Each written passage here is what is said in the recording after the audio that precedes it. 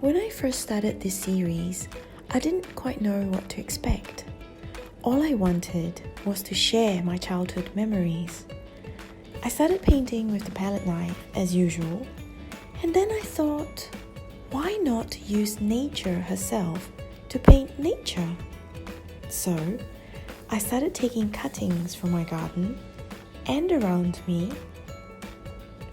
and as I grew more and more confident in what I was doing, I felt more and more at ease with myself and with the paintings.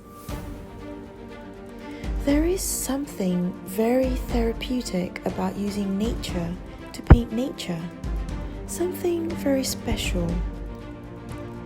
The fact that each detail is unique to each leaf and tells its own story is very special.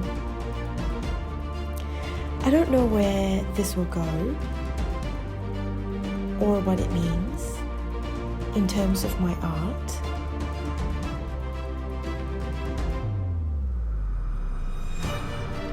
But I am certainly going to enjoy the ride and continue to tell my story of how I journeyed from an accountant to an artist. I hope you have enjoyed watching my video, and I look forward to seeing you soon.